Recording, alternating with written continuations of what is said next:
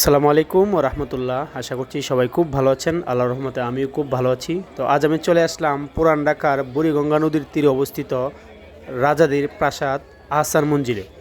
তো আমি এই আহসান মঞ্জিল কোথায় অবস্থিত, কোথা থেকে কিভাবে আসতে হয় এবং ভিতরে প্রবেশ মূল্য কত টাকা, বিস্তারিত সকল কিছু আপনাদেরকে দেখাবো। আমার সঙ্গে থাকুন, এই পুরো ভিডিওটা দেখতে থাকুন। চলুন আমরা ঘুরে আসি। তো আমি গুলিস্তান থেকে রিক্সা করে আহসান মঞ্জিল গিয়েছিলাম। আমার কাছ থেকে ভাড়া নিয়েছিল 70 টাকা। আপনারা চাইলে বাসে যেতে পারেন এবং ঘোড়ার গাড়িও যেতে পারেন এই আহসান মঞ্জিলে। তো দেখতে পাচ্ছেন পুরান ঢাকার ভিতর দিয়ে আমি যাচ্ছি রিক্সা যোগে। খুবই সুন্দর লাগলো পুরান ঢাকার ভিতর। আমি অলরেডি চলে আসলাম আহসান মঞ্জিলের গেটে। আমি এখন টিকিট কাটবো। তো দেখতে পাচ্ছেন টিকিট কাটার অনেক লম্বা লাইন।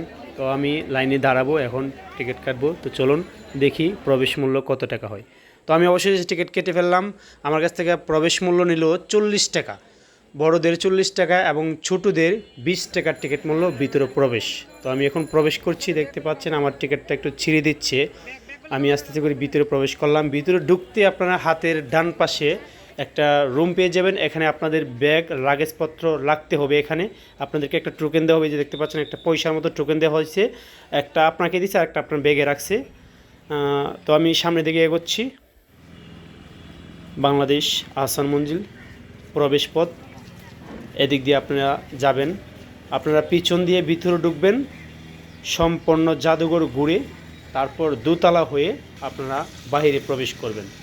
তো চলুন আমরা আস্তে আস্তে করে ভিতরের দিকে প্রবেশ করতে থাকি। তো ভিতরে প্রবেশ করার আগে বাইরের কিছু সৌন্দর্য দেখে নিলাম। খুবই সুন্দর প্রাকৃতিক দৃশ্যগুলা, ছোট ছোট গাছ এবং কিছু রাস্তাঘাট, প্রদর্শনী গ্যালারি। আমরা এখন এই গ্যালারির ভিতরে প্রবেশ করব। তো চলুন এই গ্যালারির ভিতরে কী কী রয়েছে আপনাদেরকে দেখানোর চেষ্টা করব। তো আহসান মঞ্জিল উদ্বোধন করেন তৎকালীন মাননীয় প্রধানমন্ত্রী বেগম খালেদা জিয়া। তো আমরা ভিতরের দিকে প্রবেশ করছি। ভিতরে প্রবেশ করতেই একটি তথ্যকেন্দ্র রয়েছে এবং এর ভিতরেই দেখতে পাচ্ছি তৎকালীন বিভিন্ন সরঞ্জাম, রাজাদের এবং বিভিন্ন আহসান মঞ্জিলের ঐতিহাসিক ঘটনা ও ইতিহাস লেখা রয়েছে।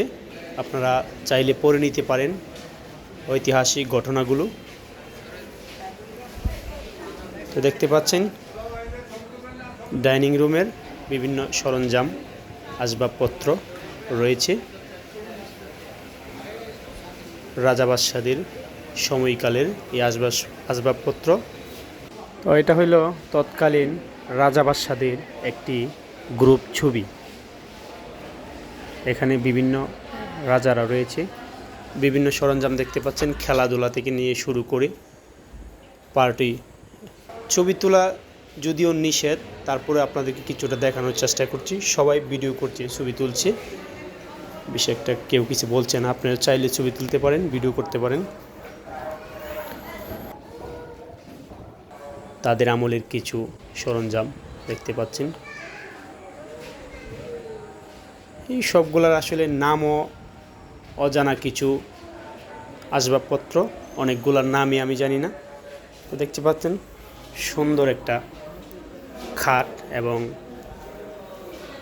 Table, dressing table.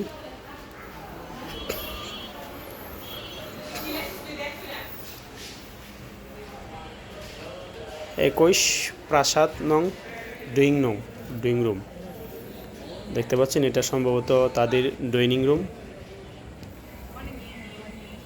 খুবই পুরাতন রাজাদের আমলের এই ড্রয়িং রুমটা। বিভিন্ন রাজাদের নাম, দু একটা রাজাদের নাম আপনাদেরকে দেখানোর চেষ্টা করছি। এটা হলো খাজা আলিমুল্লাহ। প্রত্যেকটা নামের পাশে লেখা আছে নবাব খাজা আব্দুল গনি, নবাব খাজা আহসানুল্লাহ, এবং এখানে বিভিন্ন রাজাদের ছবি রয়েছে। তো দেখতে পাচ্ছেন খুবই চমৎকার একটি নৌকা এই জাদুঘরের ভিতরে রয়েছে। সত্যি নজর কাড়া এই নৌকাগুলো, খুবই অসাধারণ মানের এবং বিভিন্ন প্রজাতির গাড়ি রয়েছে, জিপ গাড়ি ঘোড়ার গাড়ি, আগের আমলের রাজারা হয়তো এই গাড়িগুলো দিয়ে চড়তো। জিপ গাড়ি, ঘোড়ার গাড়ি, বিভিন্ন, যখন প্রাইভেট কার হয়তো ছিল না তখন তারা হয়তো এই গাড়িগুলা ব্যবহার করে থাকতো। তো তৎকালীন কিছু পিকচার আপনাদেরকে দেখানোর চেষ্টা করছি। 71 সনের, সম্ভবত 71 আগের সনের।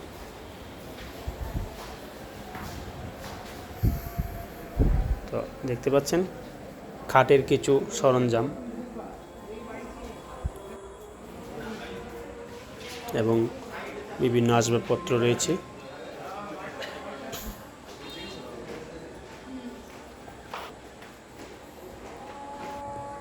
তো আমরা এখন বাইরের কিছুটা দৃশ্য আপনাদেরকে দেখাবো এবং এর বিস্তারিত কিছু তথ্য আপনাদের কাছে তুলে ধরবো। তো চলুন। তো আহসান মঞ্জিল মূলত পুরান ঢাকার ইসলামপুরে বুড়িগঙ্গা নদীর তীরে অবস্থিত।